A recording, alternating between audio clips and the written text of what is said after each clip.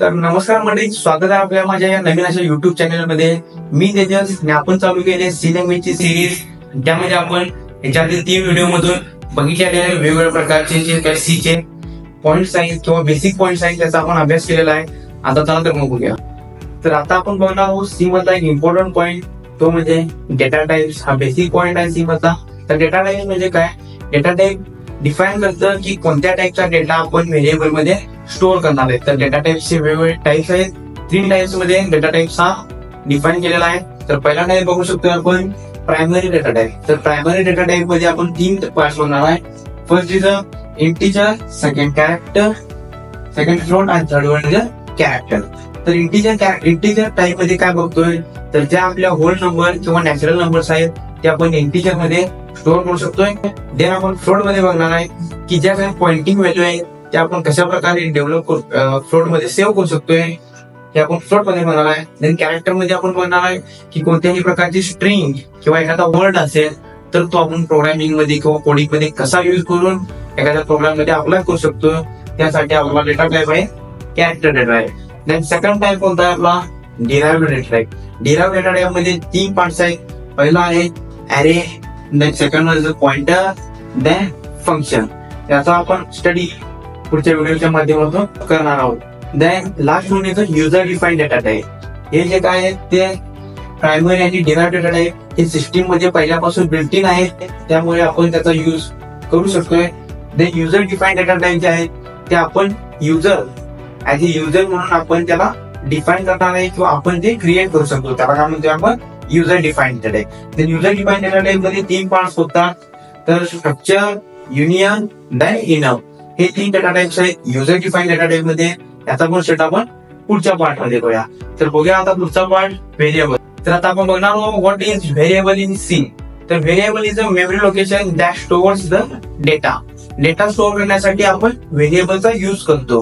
Variable मध्ये आपण वेगवेगळ्या टाइपचा डेटा स्टोअर करू शकतो. ज्या टाइपचा आपला डेटा टाइप असेल त्या पद्धतीने आपण व्हेरिएबल मध्ये एखादा आपला डेटा स्टोअर करू शकतो. तर व्हेरिएबल डिक्लेअर करण्याचे वेगवेगळे रूल्स आहेत. चला तर मग बघू.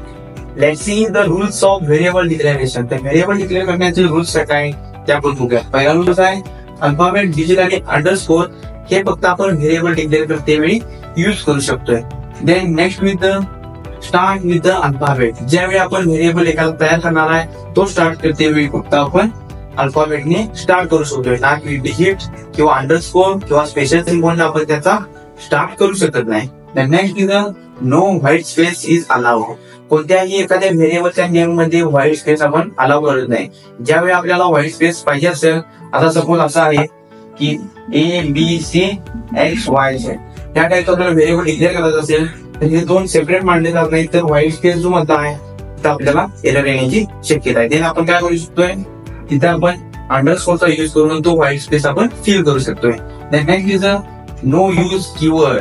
जे काही 32 टाइप्सचे कीवर्ड आपल्याला सी मध्ये प्रोव्हाइड केलेले आहेत, त्या कोणत्याही कीवर्डचा आपण use as a variable name म्हणून प्रोग्रामिंग मध्ये यूज करू शकत नाही. आपण स्वतःहून जे काही व्हेरिएबल ते आपण तयार करायचे, कोणत्याही कीवर्डचा यूज करून आपण व्हेरिएबल ऍज अ डिक्लेअर करू शकत नाही. देन आहे name will unique in block. प्रत्येक ब्लॉक मध्ये वेगवेगळ्या व्हेरिएबलचे नेम पाहिजे. एका ब्लॉक मध्ये जर एकाच टाईपचे किंवा एकाच नावाचे 2 व्हेरिएबल झाले तर ते ग्राह्य धरलं जात नाही किंवा त्यामध्ये एरर येण्याची शक्यता आहे.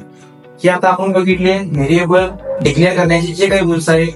तर आता आपण बघणार आहोत तर व्हेरिएबलचं डिक्लेरेशन. व्हेरिएबल कसा आपण डिक्लेअर करतोय, कोणत्या टाईपचा डेटा टाईप आपण त्याला देतोय, त्यानुसार त्या टाईपची आपण डेटा एखाद्या प्रोग्राम मध्ये युज करू शकतो किंवा डिक्लेअर करू शकतो. देन आता पहिला टाईप बघणार आहोत व्हेरिएबल डिक्लेरेशनचा. त्याचा सिंटॅक्स असणार आहे डेटा टाईप,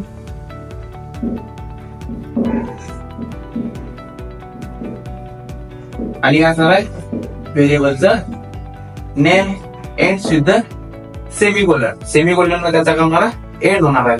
आता काय म्हणून देणार आहे डेटा टाईप आणि व्हेरिएबल नेम. डेटा टाईप आपण याच्या आधी बघितलेला आहे. डेटा टाईप म्हणजे काय आहे, वेगवेगळ्या प्रकारचे आपण डेटा टाईप स्टोअर करू शकतोय. First is integer, then character, last one is float. या टाईपचे आपण डेटा टाईप स्टोअर करू शकतोय. देन व्हेरिएबल नेमचे आपण रूल्स बघितलेले आहेत. त्या रूल्सनुसार आपण व्हेरिएबल डिक्लेअर करूया.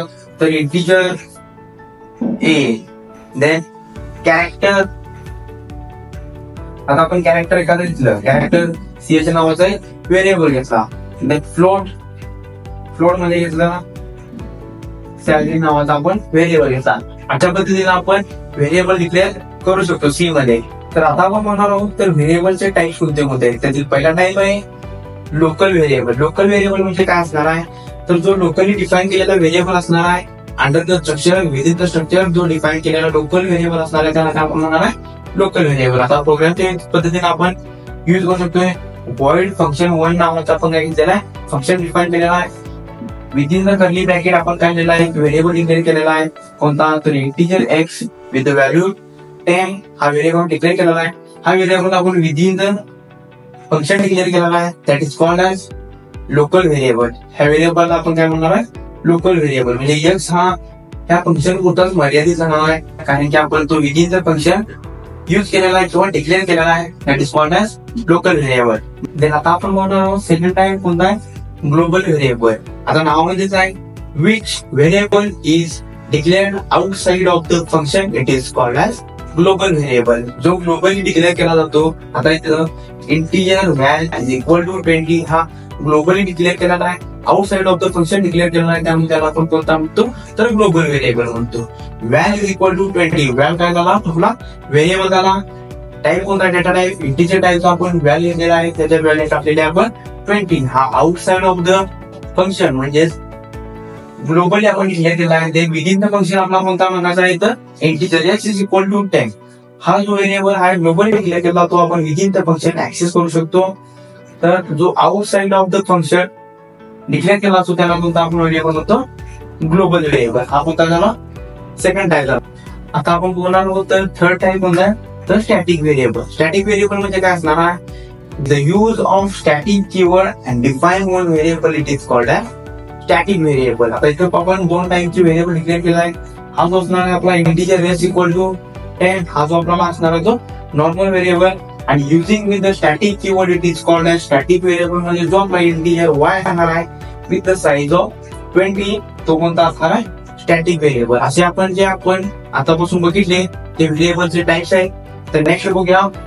नेक्स्ट आपण बनणार आहोत four type automatic variable. Automatic व्हेरिएबलचा युज आपण कसं करणार आहोत तर जसा की आपण स्टॅटिक कीवर्डचा युज केला त्या पद्धतीने आपण ऑटोमॅटिक मध्ये ऑटो कीवर्डचा युज करून आपण एक व्हेरिएबल डिक्लेअर करणार आहोत.